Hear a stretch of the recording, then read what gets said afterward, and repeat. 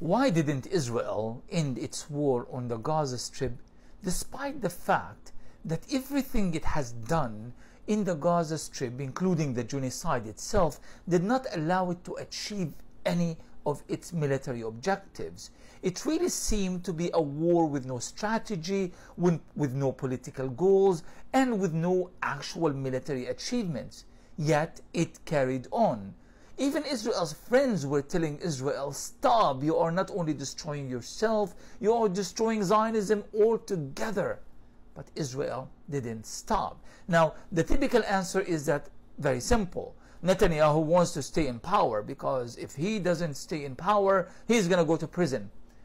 These are the kind of easy to serve answers that don't really delve into the heart of the problem. How do we explain, for example, that the majority of the Israeli people wanted the war to continue?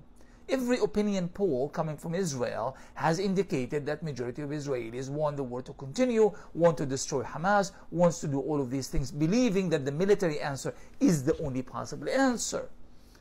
So that's where the initial argument that the problem is Netanyahu and Netanyahu alone kind of fails to answer this particular question.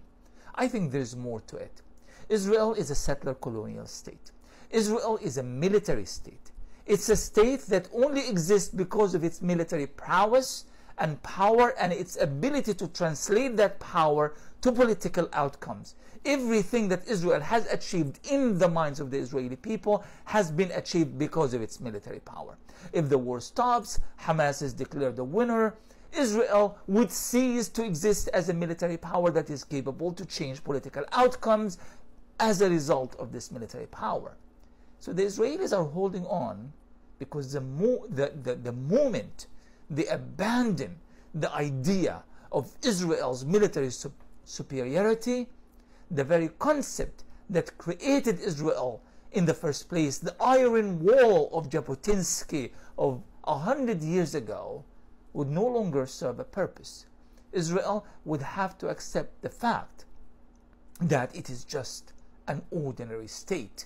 And by doing so, it will have to be forced to make the kind of compromises and agreements that would acknowledge that the Palestinians are a people who exist with rights, demanding justice, demanding freedom.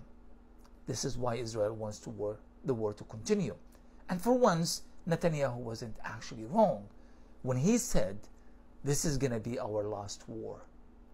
I think he's right.